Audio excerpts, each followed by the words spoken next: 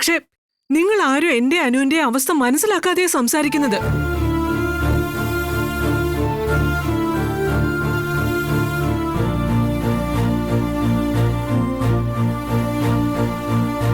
ബാലേട്ട, ഇപ്പോഴെന്റെ മനസ്സിനൊരു സമാധാനം കിട്ടിയത്. ഒരു വശത്ത് എന്റെ സ്വന്തം മകൾ, മറുവശത്ത് എന്റെ ഏട്ടന്റെ മകൻ. ആരെ ചേർത്ത് പിടിക്കണം, ആരെ തള്ളിക്കളയണം എന്നറിയാതെ ഞാൻ പെട്ടുപോയി.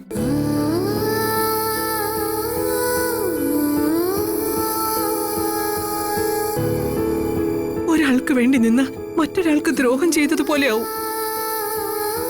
രണ്ടുപേരെയും ചേർത്ത് പിടിക്കാൻ നോക്കിയ എല്ലാവരുടെയും മുന്നിൽ കുറ്റക്കാരിയാവും. ആ ഒരു അവസ്ഥയിലൂടെയാണ് ഞാൻ കടന്നുപോയത്.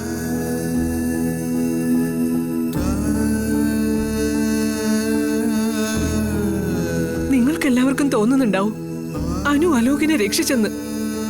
പക്ഷെ സത്യം അതല്ല. അവള് ചെയ്തത് അലോകിന് വേണ്ടിയല്ല, എന്റെ അമ്മയ്ക്ക് വേണ്ടിയാ. ഈ പ്രായത്തിൽ സ്വന്തം കൊച്ചുമകനെ രക്ഷിക്കണമെന്ന് പറഞ്ഞ് എന്നെ പ്രസവിച്ച എന്റെ അമ്മ കരയുന്നത് ഞാൻ കണ്ടു.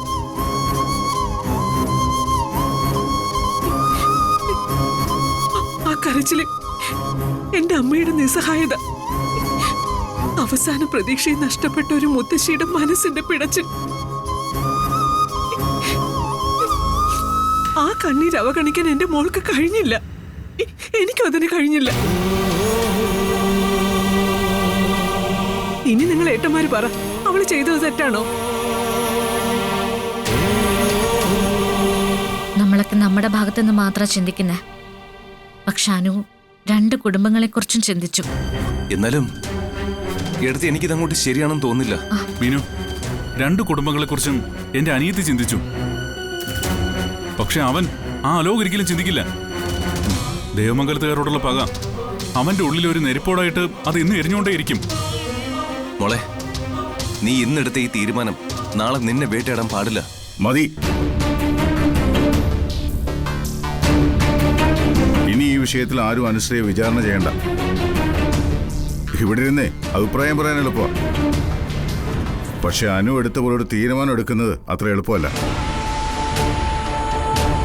ഒരു വശത്ത് സ്വന്തം ജീവിതം, മറുവശത്ത് രണ്ട് കുടുംബങ്ങളുടെ സമാധാനം.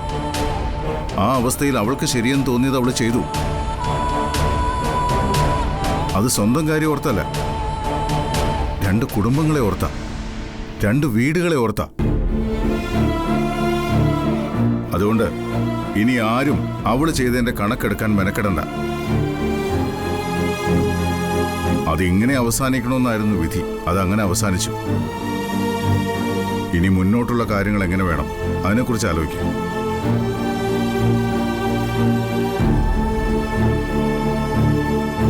ബാലേട്ട, നമുക്ക് എത്രയും വേഗം അനുമോളുടെ വിവാഹം നടത്തണം. ഇനി അത് വൈകിപ്പിക്കാൻ പാടില്ല. എന്റെ മോൾ ഇന്നേ വരെ സ്വന്തം ജീവിതത്തെക്കുറിച്ച് ചിന്തിച്ചിട്ടില്ല ബാലേട്ട. മറ്റുള്ളവരുടെ സന്തോഷത്തിന് അവൾ മുൻതൂക്കം നൽകിയത്. ഇനി എന്റെ മോളുടെ ജീവിതത്തെക്കുറിച്ച് അവള് ചിന്തിക്കണം. എത്രയും പെട്ടെന്ന് നമുക്ക് അവളുടെ വിവാഹം നടത്തണം. അത് കഴിഞ്ഞാൽ മാത്രമേ എനിക്ക് സമാധാനമായിട്ട് ഇരിക്കാൻ പറ്റൂ. അതും നടക്കും കോമതി. എത്രയും പെട്ടെന്ന് തന്നെ അനുമോളുടെ വിവാഹം നടത്തും.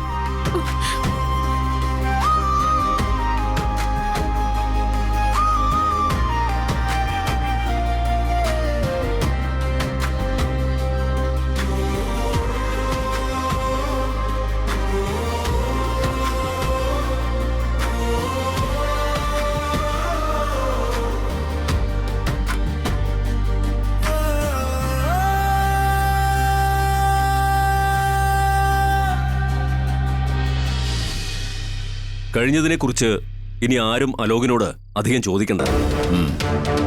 അമേരിക്കയിൽ നിന്ന് രഘുത്തമൻ വീണ്ടും വിളിച്ചിരുന്നു. അയാൾ ഇവിടുത്തെ കാര്യങ്ങളൊന്നും അറിഞ്ഞിട്ടില്ല. അയാളുടെ മകളെ അലോകിനെ കൊണ്ട് കല്യാണം ചെയ്യിക്കാൻ ഇപ്പോഴും നല്ല താല്പര്യമുണ്ട്. ഇനി അഥവാ അയാൾ ഇതൊക്കെ അറിഞ്ഞാൽ തന്നെ അലോകിന്റെ അനുശ്രീയുടെയും കല്യാണം നടന്നിട്ടില്ലല്ലോ ഒഫീഷ്യലായിട്ട്. ആ, ഒരു നാടകം, അത്രയല്ലേ ഉള്ളൂ. അതൊക്കെ അയാൾക്ക് മനസ്സിലാവും. നമുക്കേ അച്യുത ആലോചന അങ്ങ് മുന്നോട്ട് കൊണ്ടുപോയാലോ? കൊണ്ടുപോവാ ഏട്ടാ, കൊണ്ടുപോവാന്നല്ല, അത് നടത്തണം. ആ, നിങ്ങളോടൊരു പ്രധാനപ്പെട്ട കാര്യം പറയാനാ ഞാൻ വന്നത്. എന്താ അമ്മേ? നിങ്ങളും ശ്രദ്ധിച്ചു കാണുമല്ലോ, അലോകിന്റെ സ്വഭാവത്തിൽ ആകെ ഒരു മാറ്റം വന്നിട്ടുണ്ട്. പഴയതുപോലല്ല, ഇപ്പൊ ആള് ശാന്തനാ. പഴയ എടുത്തുചാട്ടവും വെപ്രാളോ ദേഷ്യമോ ഒന്നുമില്ല. എനിക്ക് തോന്നുന്നത് അനുശ്രീ പോയതില് അവന് നല്ല വിഷമമുണ്ടെന്നാ. അനുശ്രീ പോയതിൽ വിഷമോ? ദേ, അമ്മ ഓരോ കാര്യങ്ങൾ സങ്കല്പിച്ചുണ്ടാക്കി അവന്റെ തലയെ വെച്ച് കെട്ടണ്ട. കുറെ ദിവസം ജയിലിൽ കിടന്നതിന്റെ ഒരു മന്തിപ്പാവന്. നാളെ ഉറങ്ങി എഴുന്നേക്കുമ്പോ അതങ്ങ് മാറും. പഴയ ഉത്സാഹമൊക്കെ തിരിച്ചു വരും. നിങ്ങളൊക്കെ കൂടി പറഞ്ഞു പറഞ്ഞ് അവനൊരു ഉറക്കം തൂങ്ങി ആക്കാതിരുന്നാ മതി. എടാ, ഞാൻ പറയാൻ വന്നത് ഒന്ന് പൂർത്തിയാക്കാൻ സമ്മതിക്ക്. അമ്മ പറ. അച്യുത, നീ എത്രയൊക്കെ എതിർത്താലും അനുശ്രീയോട് ചെയ്തതില് അവന് നല്ല കുറ്റബോധമുണ്ട്. കോടതിയില് അവളുടെ കാല് പിടിച്ചത് അതുകൊണ്ടാ. ആ, അതിന് അന്ന് അവളെ രക്ഷിക്കാൻ അവൻ താലി കെട്ടിയ ഭാര്യയും ഭർത്താവുമായിട്ട് അഭിനയിച്ചു. ആ, അത് യഥാർത്ഥത്തിലാക്കിക്കൂടെ? മനസ്സിലായില്ല. അവരുടെ വിവാഹം അങ്ങ് നടത്തിക്കൂടേന്ന്. അമ്മയോട് എത്ര പറഞ്ഞാലും തലയെ കയറില്ലേ? ഈ കാര്യം മിണ്ടിപ്പോരെന്ന് ഞാൻ പറഞ്ഞല്ലേ. അലോകും അനുശ്രീയും കൂടി കല്യാണം. അപ്പൊ ബാലനെ അലോകിന്റെ അമ്മാവനായിട്ട് അംഗീകരിക്കണം അല്ലേ? ബാലൻ നമ്മളോട് ചെയ്ത അപരാധമൊക്കെ മറക്കണം അല്ലേ?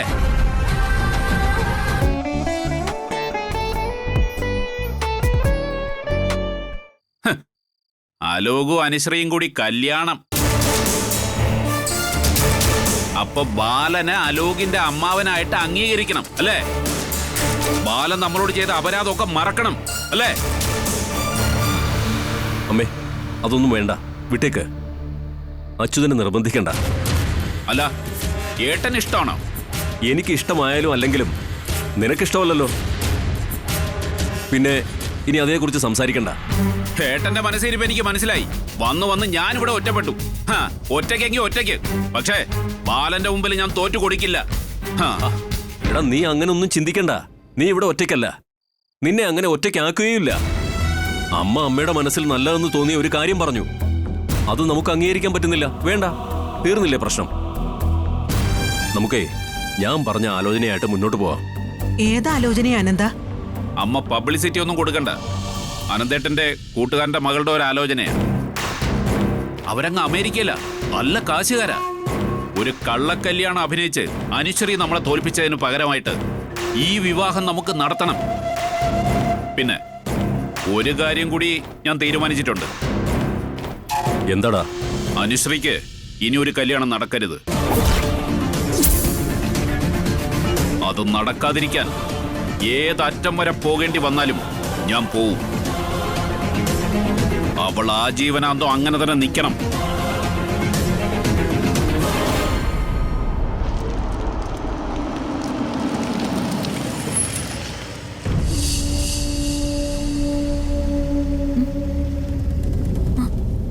ആരോ വന്നിട്ടുണ്ടല്ലോ.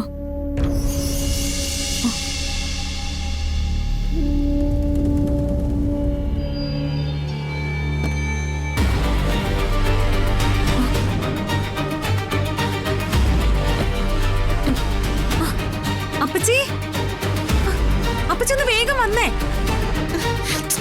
അടുക്കളയിൽ എനിക്ക് പിടിപ്പത് പണിയുണ്ട്. ഇവിടെ ഒന്ന് വിളിച്ചു പോവാതെ നിനക്ക് അങ്ങോട്ട് വന്നൂടെ? അവരൊക്കെ വന്നിട്ടുണ്ട്.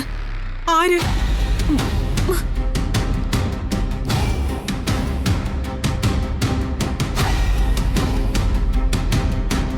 ഈശ്വര, എല്ലാം പറഞ്ഞ് അവസാനിപ്പിച്ചതാണല്ലോ.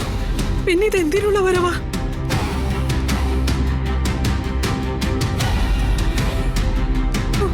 ബാലേട്ടാ,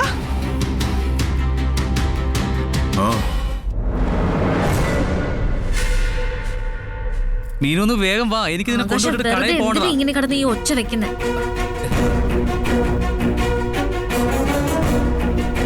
എന്താ എല്ലാരും ഇങ്ങനെ അമ്പരത് നോക്കുന്നേ?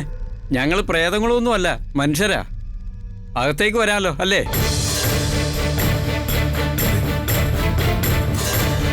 വരൂ. വാ.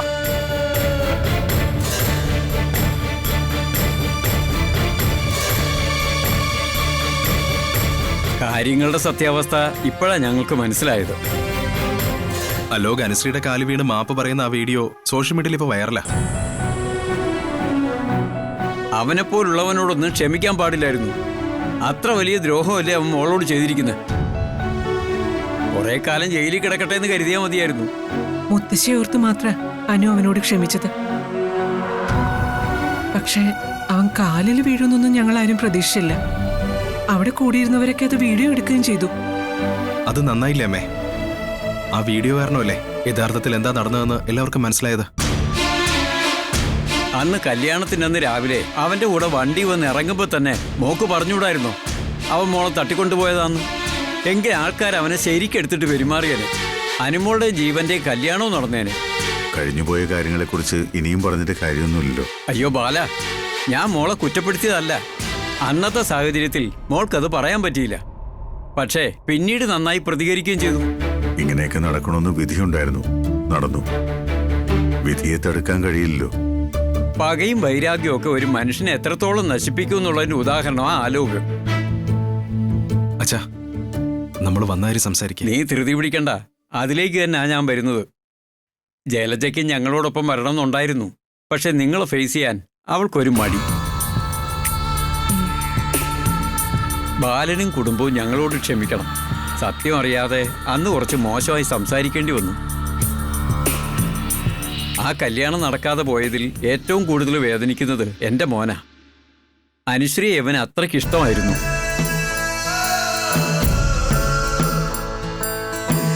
കല്യാണത്തിന് മുമ്പ് തന്നെ അനുശ്രീ കാര്യങ്ങൾ തുറന്നു പറഞ്ഞിരുന്നു. അനുശ്രീക്കൊരു റിലേഷൻ ഉണ്ടായിരുന്ന കാര്യവും അത് ബ്രേക്കായ കാര്യവും എനിക്കറിയായിരുന്നു. പക്ഷേ പെട്ടെന്ന് അനുശ്രീ അലോകിൻ്റെ കൂടെ കാറി വന്നിറങ്ങിയപ്പോൾ ഞാനൊക്കെ ഷോക്കായിപ്പോയി.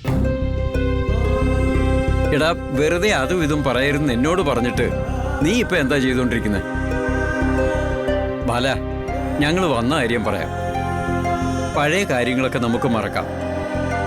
ഏതായാലും ജീവന്റെ അനുവിന്റെയും കല്യാണം നമ്മൾ തീരുമാനിച്ചതാണല്ലോ. ആ കല്യാണം നമുക്കിനി നടത്തിക്കൂടെ?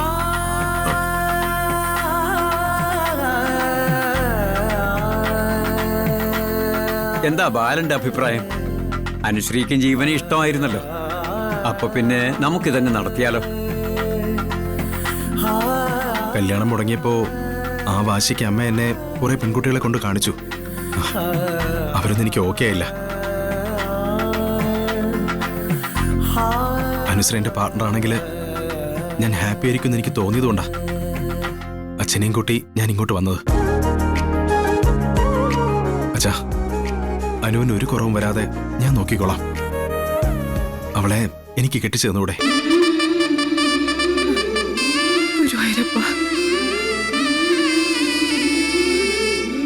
ബാലനൊന്നും പറഞ്ഞില്ല. ഞങ്ങളോടുള്ള ദേഷ്യം ഇപ്പോഴും മാറിയിട്ടില്ല അല്ലേ ബാല? ഏയ്, അതല്ല.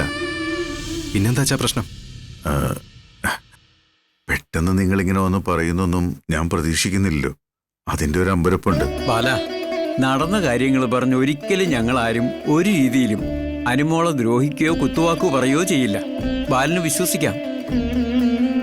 എല്ലാം തീരുമാനിച്ചുറപ്പിച്ച കല്യാണത്തിന്റെ അന്ന് രാവിലെ തന്നെ ആ കല്യാണം മുടങ്ങിയപ്പോ ഞങ്ങൾ അനുഭവിച്ച അപമാനവും മറ്റുള്ളവരുടെ കളിയാക്കലും, അമ്മ അന്നങ്ങനെ പെരുമാറിയതിന്റെ കാരണം അതൊക്കെയാ. അല്ലാതെ അമ്മയ്ക്ക് അനുവിനോട് ദേഷ്യമൊന്നുമില്ല. സമ്മതമാണെന്ന് ബാലൻ ഒരു വാക്കു പറഞ്ഞാൽ മതി. ഒരുക്കങ്ങൾ തുടങ്ങാൻ റെഡിയായിട്ടാണ് ഞങ്ങൾ വന്നിരിക്കുന്നത്. ബാലേട്ട, നമുക്ക് എതിർപ്പൊന്നും ഇല്ലെന്ന് അവർ. ഗോമതി, അച്ഛാ, എന്താ മോളെ?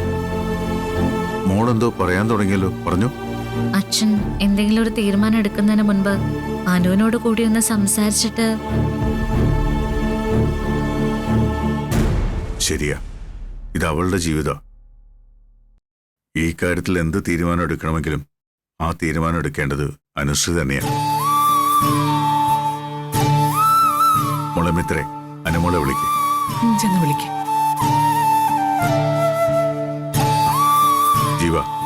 മോനോട് ഞങ്ങൾക്ക് ഒരു ദേഷ്യമില്ല. മോനെ പോലെ ഇത്രയും നല്ലൊരു പയ്യനെ എൻ്റെ മോള് നഷ്ടപ്പെടുത്തി കളഞ്ഞു എന്നുള്ള വേദന എനിക്കുണ്ടായിരുന്നുള്ളൂ. ഇപ്പോ നിങ്ങളായിട്ട് ആ കല്യാണം നടത്തണമെന്ന് പറയുമ്പോൾ ഏറ്റവും കൂടുതൽ സന്തോഷിക്കുന്നത് ഞാൻ തന്നെ. പക്ഷേ ഈ കാര്യത്തിൽ ഞാനൊരു തീരുമാനം എടുക്കാൻ പാടില്ല. അനുമോളുടെ തീരുമാനം എന്താണോ അതിനൊപ്പം നിൽക്കുക മാത്രമാണ് ഞാൻ ചെയ്യേണ്ടത്.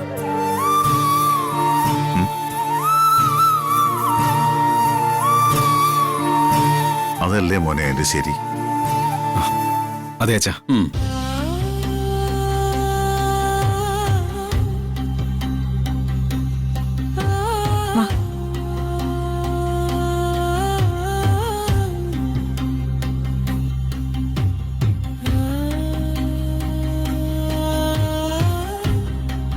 മോളെ, നടന്ന കാര്യങ്ങളുടെ സത്യാവസ്ഥ ജീവനും കുടുംബത്തിനും ബോധ്യപ്പെട്ടു.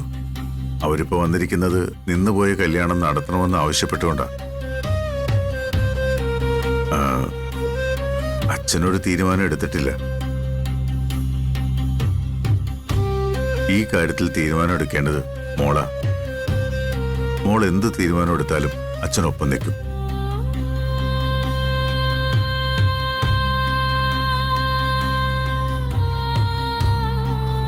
അനുമോളെ, നിന്റെ മനസ്സിൽ എന്താണെങ്കിലും അത് തുറന്നു പറഞ്ഞോ.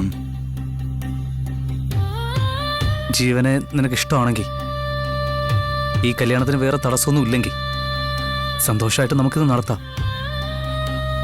ഇനി അതല്ല നിന്റെ മനസ്സിൽ മറ്റെന്തെങ്കിലും ആണെങ്കിൽ അതും നിനക്കിപ്പോ പറയാം.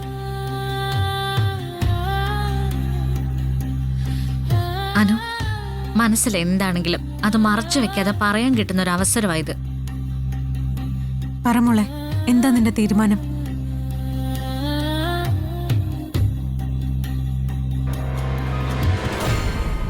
ജീവനെ എനിക്കിഷ്ടമാണ്.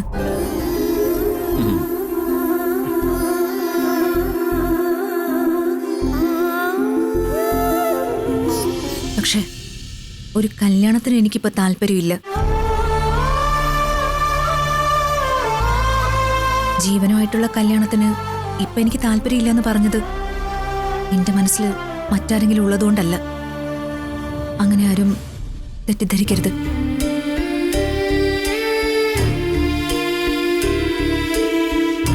എനിക്കെന്റെ ലൈഫ് കുറച്ചുകൂടി മെച്ചപ്പെടുത്തണം, പഠിക്കണം. അനു, ഈ കല്യാണം കഴിഞ്ഞാലും നിനക്ക് പഠിക്കാലോ. ഗോമതി, അവൾക്ക് പറയാനുള്ളത് അവള് പറയട്ടെ. അങ്കിളിനും ജീവനും എന്നോട് ദേഷ്യമൊന്നും തോന്നരുത്.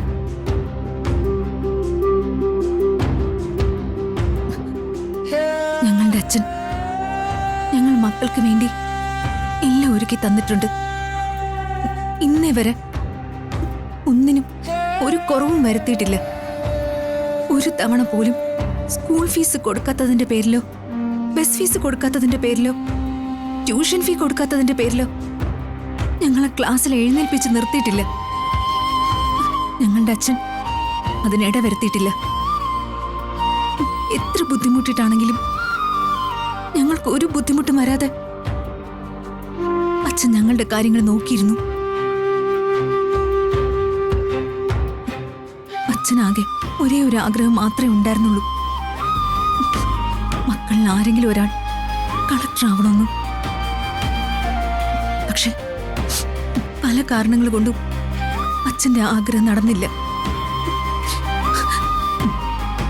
എനിക്ക് എന്റെ അച്ഛന്റെ ആഗ്രഹം നടത്തി കൊടുക്കണം. സിവിൽ സർവീസ് എഴുതണം.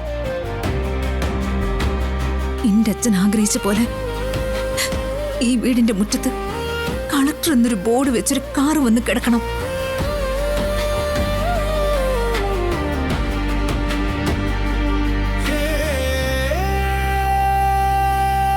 ഞാൻ തകർന്നു പോയപ്പോ വീണു പോകാതെ എന്നെ താങ്ങി നിർത്തിയത് എന്റെ അച്ഛന്.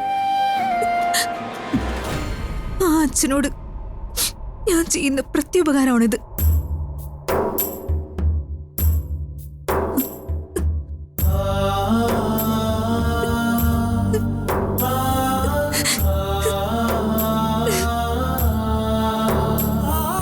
അച്ഛാ, മോളെ,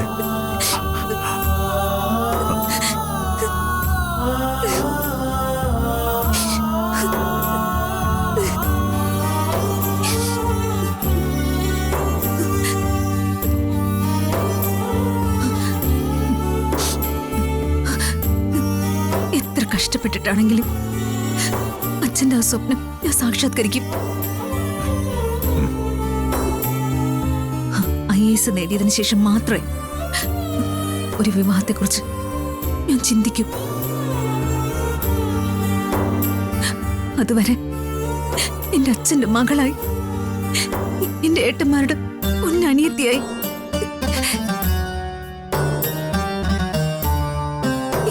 എന്റെ ഏട്ടത്തിമാരുടെ ആനുക്കുട്ടിയായി, അമ്മയുടെ സ്വന്തം കാന്താരിയായി അവർക്കൊപ്പം എനിക്കിവിടെ കഴിയണം.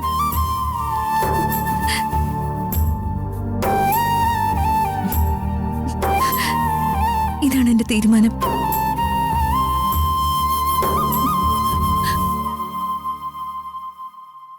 ജീവനും വേണുവും എന്നോട് ക്ഷമിക്കണം. നിങ്ങളെ അപമാനിച്ചതായിട്ട് ഒരിക്കലും കരുതരുത്. തൽക്കാലം അനു ആഗ്രഹിച്ചതുപോലെ അവളുടെ ജീവിതം മുന്നോട്ട് പോട്ടെ. അച്ഛൻ തന്നെ സോറി പറയുന്നേ. എങ്ങനെങ്കിലും മക്കളെ കെട്ടിച്ചയച്ച് ബാധ്യത തീർക്കണമെന്ന് ചിന്തിക്കുന്നവരാ ഭൂരിഭാഗം രക്ഷിതാക്കളും. അച്ഛനെ പോലെ സ്വന്തം മക്കളുടെ സ്വപ്നങ്ങൾ അറിഞ്ഞ് അവർക്കൊപ്പം നിൽക്കാൻ എത്ര അച്ഛന്മാര് തയ്യാറാവും? ഇങ്ങനൊരു അച്ഛൻ കൂടെ ഉണ്ടെങ്കിൽ ഒരു പെൺകുട്ടിക്കും ഭർത്താവിന്റെ വീട്ടില് പീഡനങ്ങൾ അനുഭവിക്കേണ്ടി വരില്ല. അവൾക്ക് അവളുടെ സ്വപ്നങ്ങള് പാതി വഴിയിൽ ഉപേക്ഷിക്കേണ്ടി വരില്ല. അച്ഛാ, ഞാൻ അച്ഛനെ ഒന്ന് കെട്ടിപ്പിടിച്ചോട്ടെ.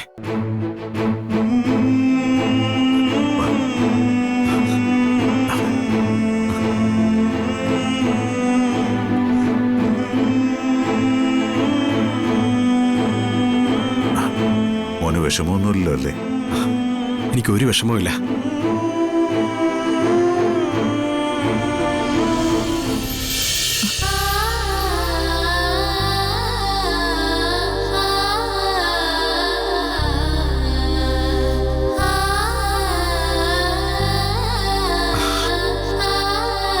All the best. Thank you. അച്ഛാ, അനുവിന്റെ സിവിൽ സർവീസ് ഒക്കെ കഴിയട്ടെ. IAS കാരിയെ കെട്ടിയ അതിന്റെ ഒരു വെയിറ്റ് വേറെയല്ലേ ഇത്, അല്ലേ?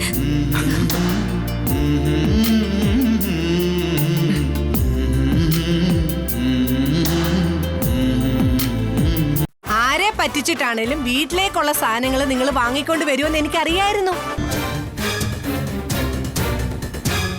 അച്ഛനെ ഒന്ന് വിശ്വസിക്ക്.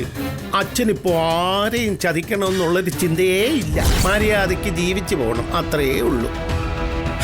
എന്നാ ശരി മോളെ, ഇനി അച്ഛൻ നിന്നെ ശല്യപ്പെടുത്താൻ വരില്ല. പോവുക.